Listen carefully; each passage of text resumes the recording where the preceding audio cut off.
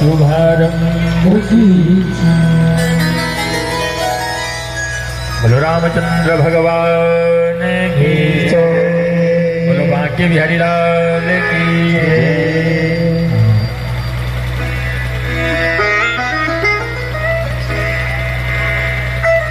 दोपहर की कथा में भागवत के माध्यम से आप लोगों ने कथा का रसपान किया। परीक्षित राज्य लाभ, कलयुग आगमन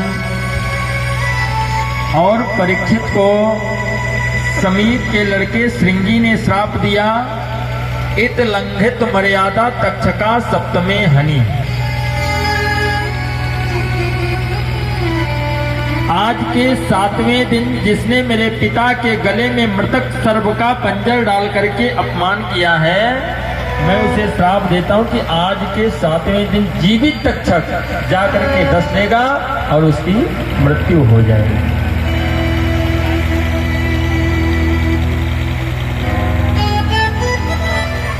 परीक्षित सुखताल पे पहुंचे, गंगा के तट पर बैठ गए और वहीं पर सुखदेव जी पहुंच गए, जो आत्मज्ञानी है। अमर कथा सुन रखी तो उनको आत्मज्ञान प्राप्त है, और परीक्षित जो हैं वो परम ज्ञानी हैं। दो लोग हैं, श्रोता और वक्ता, लेकिन दोनों विद्वान हैं। क्यों? परीक्षित जी ने भी गर्भ में भगवान का दर्शन किया है और सुखदेव जी ने भी गर्भ में भगवान का दर्शन किया है।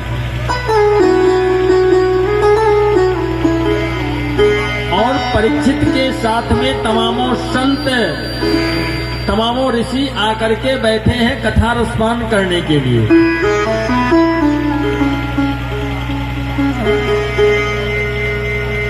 सर्वप्रथम में सुखदेव जी ने ध्यान विधि बताया है, जो आज के समय में लोग नहीं कर सकते हैं। किस प्रकार से हमको बैठ करके कथा सुनना चाहिए, यजमान को क्या क्या चीजें पालन करनी चाहिए।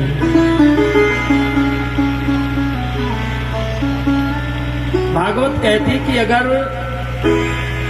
हो पाए तो फलाहार रह करके, व्रत रह करके कथा को रसपान किया जाए। यजमान के लिए कह रहे हैं, आप लोगों के लिए नहीं कह रहे हैं। फिर सोचो कि कल से मत जाओ वहां पर, पंडित जी कहते बिना खाए आना। जो यजमान हो, अगर शरीर अस्वस्थ है तो एक टाइम भोजन लें, अगर फिर भी नहीं रह सकते तो दोनों टाइम भोजन ले सकते हैं। कथा श्रवण करने के लिए बताया गया, जितेंद्रिय, अपने इंद्रियों को अपने बस में रखो। 5 कर्म इंद्रियां और 5 ज्ञान इंद्रियां, 10 इंद्रियों को बस में करो। जित श्वासो जितासना, अपने आसन को जीतो। यहाँ पर बैठने के बाद में 3 घंटा अगर बैठना पड़े तो उतनी देर में ऐसा है, फिर ऐसा है, फिर ऐसा है, इतने आसन महाराज बदलने पड़ेंगे। अब आसन जीतना क्या होता है? हम आपके सामने आकर के बैठे हैं, आप लोगों ने देखा। हमें अगर 12 घंटा 15 घंटा बैठना तो इसी आसन पे बैठे रहेंगे, हमें उतर करके जाना नहीं पड़ेगा। ये होता आसन को जीतना। जब आप आसन को जीत लेंगे तो आप शौच क्रिया से बिल्कुल आपका मन अलग रहेगा। अब हमें यहाँ से उतर करके टॉयलेट नहीं जाना है, चाहे ये कथा 4 बजे तक हो, चाहे ये कथा 10 बजे तक हो प्रातःकाल, उतरना नहीं। इसे कहते आसन को जीतना। ना हमें आसन बदलना, आप लोग देखते ही हैं। जिस आसन पे बैठ गए उसी आसन पे बैठे। आसन को जीतने का मतलब, जब आप आसन को जीत लेते हैं तो आपको बैठने में दिक्कत नहीं होती, फिर आपको आसन बदलना नहीं पड़ेगा। लेकिन ये चीजें आम लोगों के लिए असंभव है। ये साधक लोग ही कर सकते हैं। जैसे हम लोगों को मॉर्निंग में भी साधना करना पड़ता, 2-3 घंटे अपनी रोज की पूजा होती तो 3 घंटे तो वैसे एक आसन में बैठना है। सुखदेव जी कहते अपने आसन को जीतो। ये लोग तो आसन को जीतती हैं। यहाँ यहाँ बैठने में तो बड़ी दिक्कत, और अगर पार्लर में बैठना तो अगर उसने कह दिया तो ऐसे मुंह रहेगा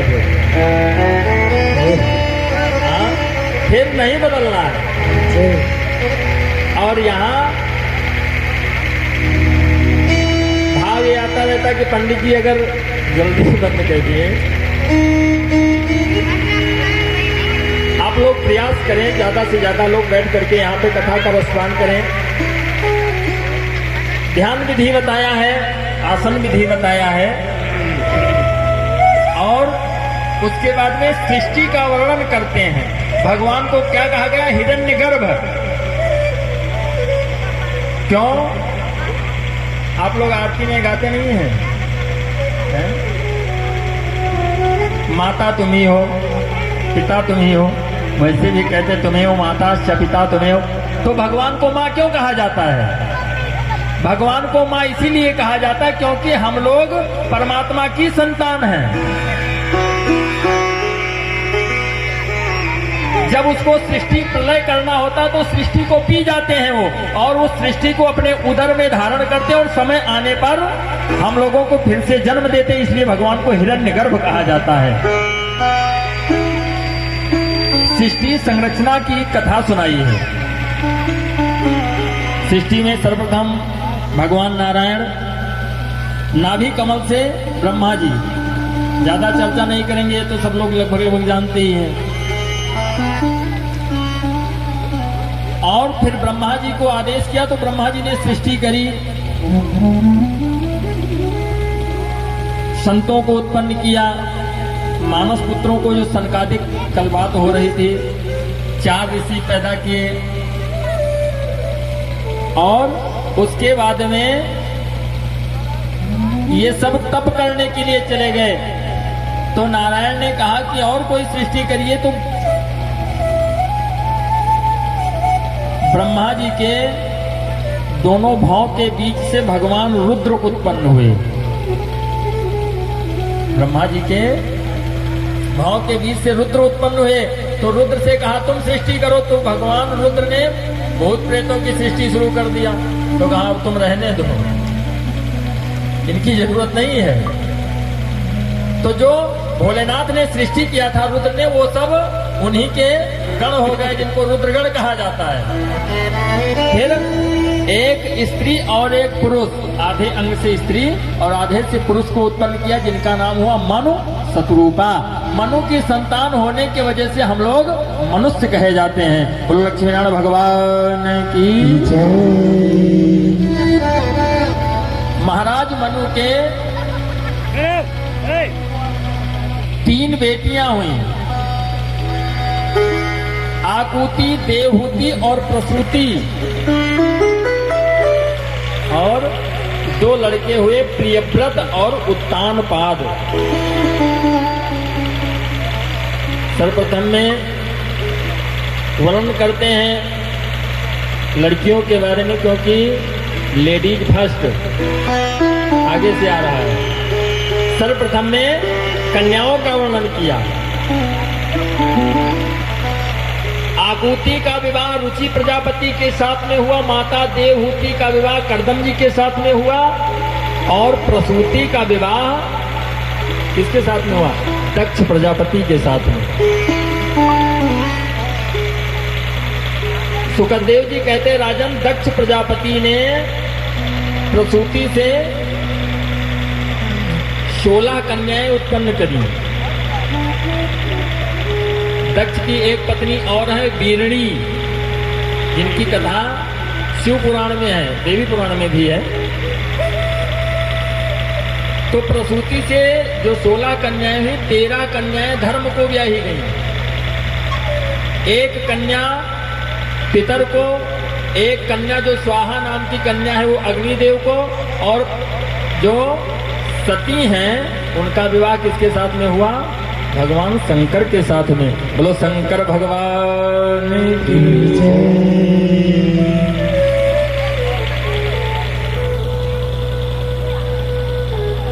कृपया आप लोग यहाँ पे फोन ना चलाएं।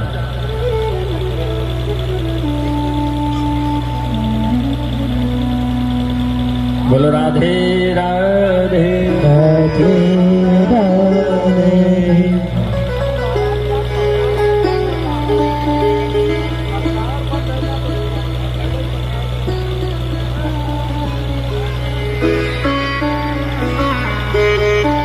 फोन को साइलेंट पे कर दें थोड़ी देर के लिए, जितनी देर यहाँ बैठे हमको सुने, और जब मन उबने लगे तो कह दीजिएगा, हम बीच में विराम कर देंगे, आप लोग अपना कार्य कर लीजिएगा। क्योंकि क्या है कि किताब हमें देखना नहीं रहता, इसलिए चलिए कोई बात नहीं है। प्रसूति का विवाह भोलेनाथ के साथ में हुआ, और आप लोगों को हम ये बता दें, भोलेनाथ हमारे इष्ट हैं, हम उन्हीं को इष्ट मानते हैं। My love is my God, मेरे महादेव। भगवान शंकर से ही हमें प्रेम है। बाकी परिवार वाले महाराज साथ छोड़ देंगे, हम ये जानते हैं, दूसरे को बताते इसलिए हमको पता है। लाइफ में प्यार उसी से करो जो हर समय साथ दे। हमें जब जब जरूरत पड़ती है तो इनको आना पड़ता है, अपनी प्रत्यक्ष अनुभूति है इनके साथ में, इसलिए हम इनसे प्यार करते हैं। लोग कहते हैं आज के समय में, पंडित जी मेरा दिल टूट गया, अरे तो टूटेगा ही, हैं? सभी सेल्फिश हैं।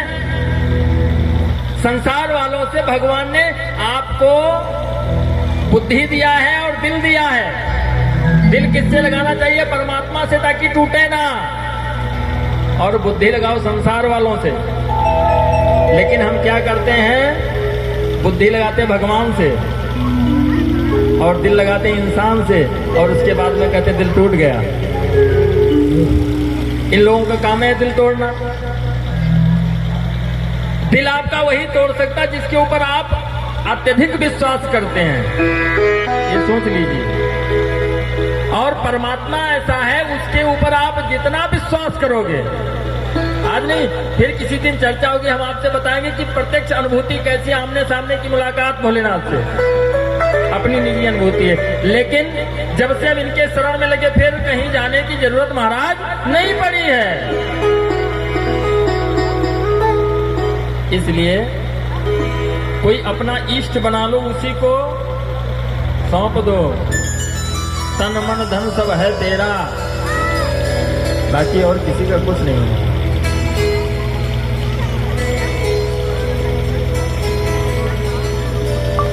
सती जी का विवाह भोलेनाथ के साथ में हुआ तो समय व्यतीत होता कैलाश पे रह करके। एक दिन भोलेनाथ ने सती से कहा कि चलो हम तुमको कथा श्रवण करवाते हैं। किसकी कथा? राम जी की कथा।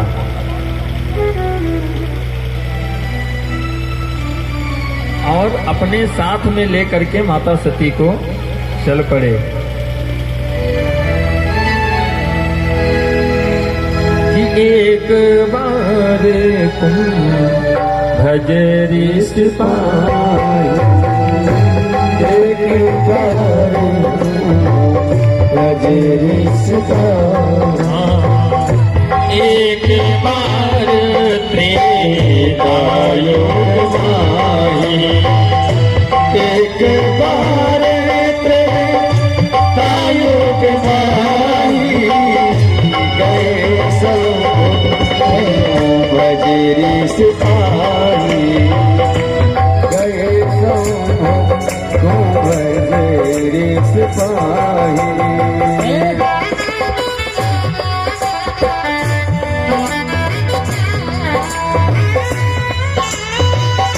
संगे सती जग जगनी भवानी, संगे सती जग जगनी भवानी, पूज ले सद जानी।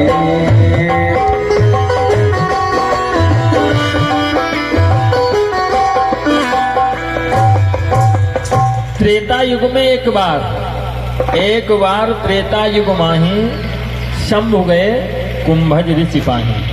कहाँ पर? अगस्त जी के यहाँ पर। साथ में कौन है? संग सती जग जननी भवानी, और पूजे ही ऋषि अखिलेश्वर जानी। कितनी बड़ी उपमा दी है। पूज्यपाद तुलसी जी ने साथ में कौन है? संग सती जग जननी, जगत की माता, और भवानी शंकर जी के साथ में गई कथा सुनने के लिए। लेकिन वहां पर जा करके जब वहां पहुंची, पूजे ऋषि अखिलेश्वर जानी। शंकर जी जब पहुंचे तो इनकी पूजा किया किसने? कुंभज ऋषि ने। बिठा करके इनके चरणों को धोया, पूजन किया। सती के मन में बात आ गई कि ये कथा श्रवण करने के लिए श्रोता बन के आए, तो जो वक्ता हैं वो इनके पूजा कह रहे हैं, तो ये क्या कथा कहेंगे? भाई नियम ये होता है कि जो श्रोता हो, यजमान हो, वो वक्ता की पूजा करे। लेकिन यहां तो जो वक्ता है वो श्रोता की पूजा कर रहा है। इसलिए सती के मन में क्षोभ उत्पन्न हो गया। इन्होंने कथा को नहीं सुना। हे बच्चे, प्लीज कीप साइलेंट। गंदे बच्चे अच्छी बात नहीं करते हैं।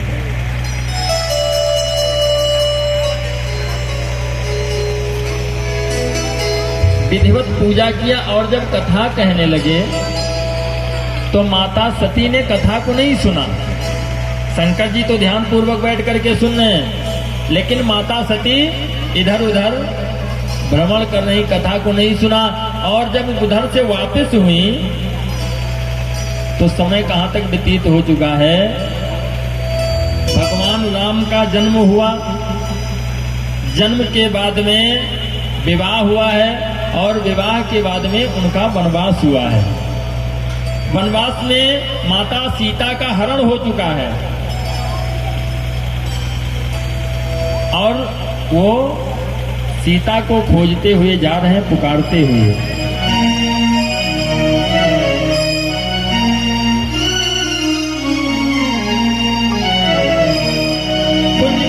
से पेड़ पत्तों से पता पूछते हैं, हे खगमृग हे मधुकर श्रेणी, तुम देखी सीता मृग ने।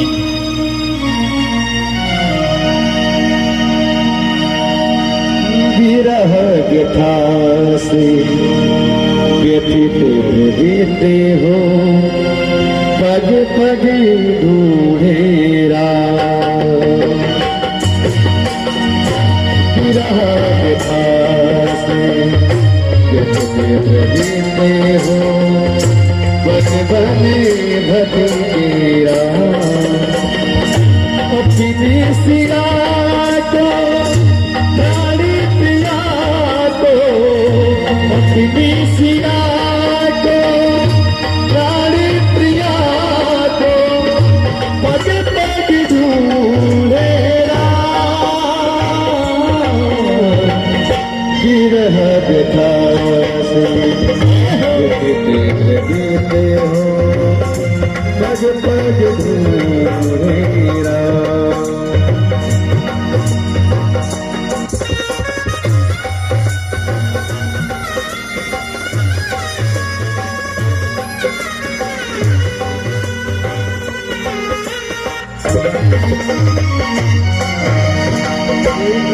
जन्मा सरिता तीरे, विरह बुखार धीर अधीर।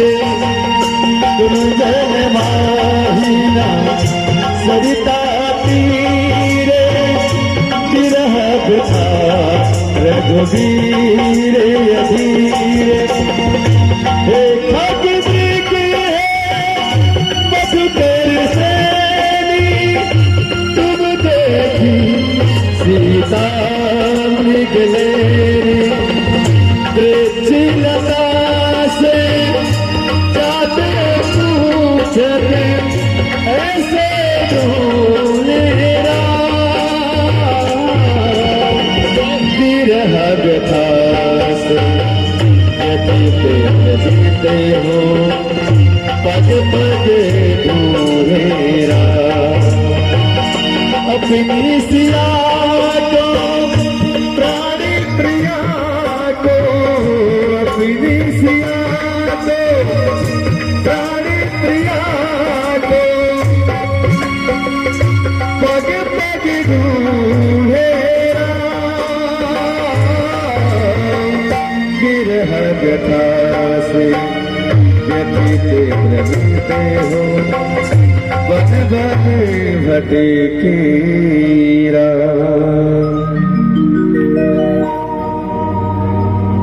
आंखों से अश्रुपात करते हुए राम और लक्ष्मण कुंज करीलों में भटक रहे। हे खगमृग हे मधुकर श्रेणी तुम देखी सीता मृग ने। इधर कथा को नहीं सुना और जब वापस हुए तो जब गई शंकर जी साथ लेकर के गए हैं तो कितना पद बताया गोस्वामी जी ने, संग सती जग जननी भवानी। और जब उधर से वापस हुए तो जितना पद था सब समाप्त हो गया। क्यों? जो हमारे राम का नहीं वो किसी काम का नहीं। उधर से वापस हुए पद समाप्त हो गया। फिर गोस्वामी जी ने लिखा कि मुनि सन विदा वाग्य त्रिपुरारी वाग्य त्रिपुरारी चले भवन सगे नचे कुमारी चले भवन सगे नचे कुमारी मुनि सन विदा वाग्य त्रिपुरारी वाग्य त्रिपुरारी चले भवन सगे नचे कुमारी।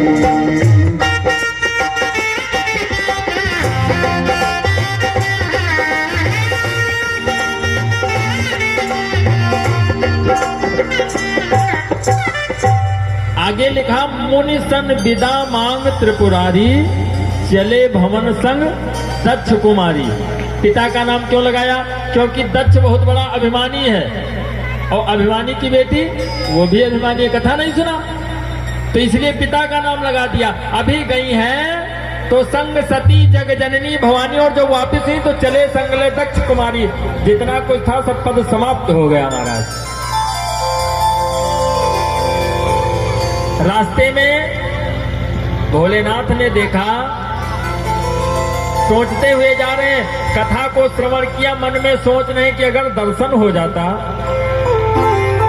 आप लोगों के मन में भी लालसा होनी चाहिए कथा सुनने के बाद में। रास्ते में निकलो ये सोचते हुए जाओ कि अगर कहीं कन्हैया मिल जाते तो कितना सुंदर था। अगर भेटा गए अरे फिर क्या बात। सोचते हुए भोलेनाथ जा रहे हैं कि कथा तो सुन लिया, अगर साक्षात दर्शन हो जाता तो क्या बात थी। आकाश मार्ग से जा रहे थे। गीधराज ने क्या बताया कि दक्षिण दिशा की ओर जाइए। अब भोलेनाथ दिशा बदली हुई है तो लक्ष्मण से कहा भक्त की भावना को जान करके। इसीलिए कहते हैं कि जो इच्छा करी हो मन माही राम कृपा कछ दुर्लभ नहीं। भक्त की इच्छा को जान करके कहा देखो लक्ष्मण इधर तो बहुत ढूंढ चुके, अब थोड़ा इधर ढूंढ लेते हैं उत्तर दिशा की तरफ। और जैसे उधर बढ़े तो भोलेनाथ ने सोचा कि अब ये लीला कर रहे हैं तो वहां पे जाना ठीक नहीं है। इसलिए दूर से ही प्रणाम किया और जैसे प्रणाम किया तो अब कथा तो सुना नहीं है सती ने। कथा सुना होता तो समझते कि लीला कर रहे हैं। सती ने मन में सोचा कि ये हमेशा भांग पी रहा था। कहा जिसको देखो उसको प्रणाम किया करते हैं। कहा भोलेनाथ आप इन तपस्वियों को प्रणाम कर रहे हैं। भोलेनाथ समझ गया कि कथा सुना नहीं इन्होंने। कहा देखो ये हमारे इष्ट हैं। सती जी ने कहा जब तू हो वैसे तुम्हारे इष्ट है। कहा ये भगवान है। कहा भगवान है तो अपनी पत्नी का पता पेड़ से पूछ रहे हैं। ये भगवान है तो इनको पता होना चाहिए कि हमारी पत्नी कहाँ है। कहा ये नर लीला कर रहे हैं, तो कहा लीला कर रहे हो हम समझ नहीं है, लेकिन लीला कर रहे हैं तो किसी मनुष्य से पता पूछे। अब हम इधर से निकले तो गोविंद भैया का पता किसी गाय से पूछने लगे तो हमको क्या कहेंगे लोग कि पंडित जी जनो भाग के लिए निकला था। तो माता सती कहती हैं, मन में बात आई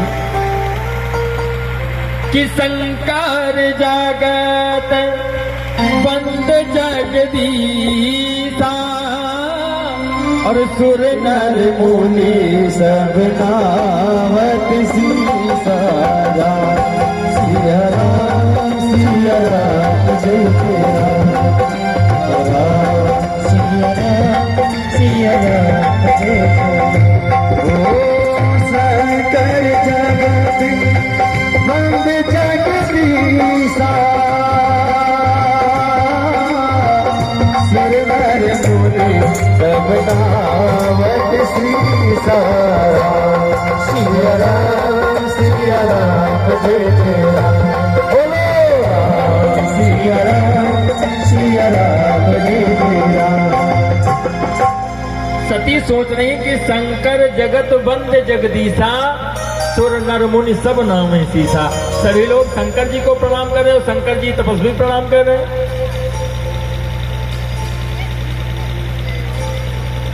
प्रभु आगे को बढ़े, शंकर जी ने कहा सती क्या कुछ समझ में नहीं आया? कहा बिल्कुल नहीं समझ में आया। तो शंकर जी कहते हैं कि सती अरे जो तुम रे मन अति संदेह